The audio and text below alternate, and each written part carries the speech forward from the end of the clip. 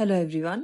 Recently एक video social media में बहुत ही वायरल हुआ था जो कि था उत्तराखंड के उत्तरकाशी जिले से, जिसमें हम सब देख सकते हैं कि कैसे 10-15 सेकंड के अंदर ऊपर से फ्लैश फ्लड आया और एक विलेज को पूरा तहस नहस कर दिया। चलिए इसके बारे में आगे बात करते हैं। ये घटना हुई थी 5 अगस्त को धराली विलेज, जो कि उत्तराखंड के उत्तरकाशी जिले में पड़ती है। पहले तो सबने सोचा था कि ये क्लाउड बर्स्ट के कारण हुआ है, लेकिन अभी माना जा रहा है कि ये ग्लेशियर लेक आउटबर्स्ट या तो ग्लेशियर कोलैप्स के कारण हो सकता है। आइए जानते हैं कि UPSC exam point of view से ये घटना कितना रेलेवेंट है। ज्योग्राफी और डिजास्टर मैनेजमेंट को लिया जाए तो ग्लेशियर लेक आउटबर्स्ट फ्लड का mechanism, causes, high risk areas in the Himalayas important है। Role of climate change in accelerating glacial melt is also very important, and mapping of Bhagirathi River Basin, Gangotri Glacier and eco-sensitive zones are equally important. ये environment और ecology को भी touch करती है, जैसे कि fragile Himalayan ecosystem हो गया, vulnerability in extreme events और eco-sensitive zones are also very important. Governance and policy को भी touch करती है, जैसे कि NDMA guidelines on GLOF and disaster preparedness and all, और करंट अफेयर लिंकेजेस भी बढ़ते। तो चलिए टॉपिक में आगे बढ़ते हैं। ये घटना एग्जैक्टली आता है Dharali village near Harsil, Uttarkashi district from Uttarakhand से। रिवर सिस्टम जो पड़ता है इसमें वो है भागीरथी रिवर, जो गंगा का अपर रीच पड़ता है, और जोन जो है Bhagirathi eco sensitive zone which is rich in glacier and high altitude lakes. तो आइए जानते हैं उस दिन एग्जैक्टली क्या हुआ था।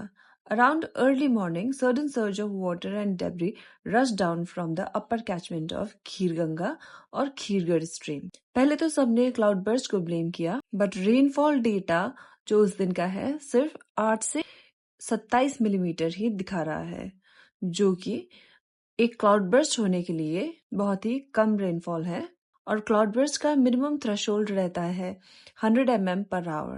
And the latest scientific opinion points towards glacial lake outburst flood, glacial collapse. और glacial lake outburst flood कैसे होता है? वो होता है breach of natural dam holding glacial melt water. जब उसका natural dam जो होता है उसका जब breach होता है तब आता है ग्लेशियल लेक आउटबर्स्ट फ्लड। और ग्लेशियर कोलैप्स किसको कहा जाता है? Sudden breakage of a part of the glacier releasing water, ice and rock. Similar घटना चामोली में 2021 में भी हुआ था। आइए जानते हैं इसका इम्पैक्ट एंड रेस्क्यू ऑपरेशंस।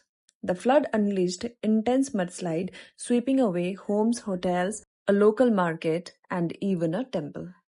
करीब 150 लोगों को रेस्क्यू किया गया और 600 से ज्यादा लोगों को हेलीकॉप्टर के द्वारा इवैक्यूएट कर दिया गया। Army, NDRF, SDRF, ITBP, state teams were actively deployed. ये डिजास्टर से हमें क्या सीखने को मिला? This disaster underscores the fragility of Himalayan ecosystem, the rising threat of GLOFs and glacier collapses, and the impact of climate change on such high altitude regions. It's a stark reminder of constant vulnerabilities in infrastructure, disaster preparedness, and development planning in mountain zones.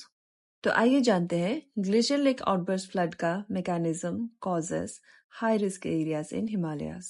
तो glacier lake outburst flood क्या है? Glacier lake outburst flood जो होता है sudden release of a large volume of water from a glacier lake due to the failure of its natural dam. Okay, तो usually made of ice and moraines. Moraines जो होता है वो होता है लूज रॉक, सेडिमेंट्स और ice से बनता है। This can trigger catastrophic downstream flooding. Glacier lake कैसे बनता है? ग्लेशियर लेक बनता है ग्लेशियल मेल्ट वाटर से, विच accumulates in depressions behind moraine और आइस डैम्स। और ग्लेशियर लेक आउटबर्स्ट फ्लड को ट्रिगर क्या करती है? ट्रिगर करती है melting of ice core in the dam. Dam में जो आइस कोर रहता है जब वो मेल्ट होना शुरू करता है, और ओवरटॉपिंग फ्रॉम हेवी रेनफॉल और avalanches, seismic activity, destabilizing dam. और उसके बाद आउटबर्स्ट होता है sudden breach releases massive amount of water. जैसे कि उसका डैम को ब्रीच हो गया तो massive amount of water release होना शुरू हो जाता है और जैसे ही पानी नीचे बहने लगती है वो अपने साथ साथ रास्ते में सेडिमेंट्स और डेब्री जो भी मिलता है बटोर के चलता है। जो फ्लैश फ्लड आता है वो डिस्ट्रॉय करती है इंफ्रास्ट्रक्चर को और रिवर चैनल को भी वो हेवीली सेडिमेंटेशन कर देता है। हिमालयाज में ग्लेशियर लेक आउटबर्स्ट का मेन कारण क्या क्या है? क्लाइमेट चेंज नंबर 1 कारण, which accelerates glacier melt, formation of new glacial lakes. Seismic activity यानी कि भूकंप इन टेक्टोनिकली एक्टिव हिमालयन बेल्ट। जैसे कि हम सबको पता ही है हमारा हिमालयन बेल्ट कितना एक्टिव है टेक्टोनिकली। हेवी रेनफॉल और क्लाउड बर्स्ट एक और कारण है और समटाइम्स आइस और rock एवलेंसेस falling into the lakes, thus creating surges and weak unconsolidated moraine dams.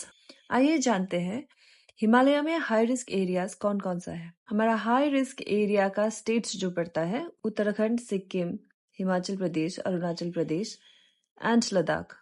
Uttarakhand में जैसे कि हो गया Gangotri glacier region, Pindari glacier basin. Sikkim में साउथ लोनाक लेक जो कि ब्रीच हुआ था अक्टूबर 2023 में, जबकि सिमिलर काइंड ऑफ डिजास्टर देखने को मिला था हमें तब भी। हिमाचल प्रदेश का चेनाब बेसिन भी बहुत ही वल्नरेबल है। Upper Subansiri and Kameng basin in Arunachal Pradesh and Ladakh में आता है lakes near Nubra and Shyok valleys. NDMA और ICIMOD के द्वारा क्लासिफाई किया गया है सेवरल लेक्स को जो कि हाई रिस्क कैटेगरी में आता है इंडियन हिमालयाज में। तो ग्लेशियर मेल्ट के लिए क्लाइमेट चेंज का रोल क्या क्या है आइए जानते हैं। The Himalayas are heating 2 to 3 times faster than the global average, which leads to direct ice and snow melt. Reduced albedo, loss of snow cover exposes darker surface that absorb more heat. तो albedo का मतलब किस किस को पता है? चलिए मुझे कमेंट में जल्दी से बता दीजिए। Glacier lake expansion, glacier lake expansion के कारण भी GLOF का रिस्क बढ़ सकता है क्योंकि जैसे ही लेक का वॉल्यूम बढ़ता है, लेक में वाटर का वॉल्यूम बढ़ता है, उतना ही डैम ब्रीच होने का रिस्क रहता है। Erratic rainfall, short duration rain भी अट्रीब्यूट करती है मोरेन डैम्स को ब्रीच करने में। Freeze thaw cycle is another reason for the glacier melts. Freeze thaw यानी कि बार बार फ्रीज होना फिर मेल्ट होना। Black carbon deposit is another reason. From pollution and forest fire further accelerate ice melt. तो आगे बढ़ते हैं टॉपिक में और जानते हैं कि हिमालयन इकोसिस्टम को फ्रेजाइल क्यों कहा जाता है। Himalayan mountains are young and unstable, which are prone to landslides, earthquakes, and slope failures. यहाँ पे steep slopes और narrow valleys बहुत सारे हैं जो कि intensify करती है flood and debris flow को। Glacier and snow sensitivity यानी कि rapid melt of snow in the glacier, which increases GLOF risk. Climate change, faster warming, erratic rainfall, extreme events.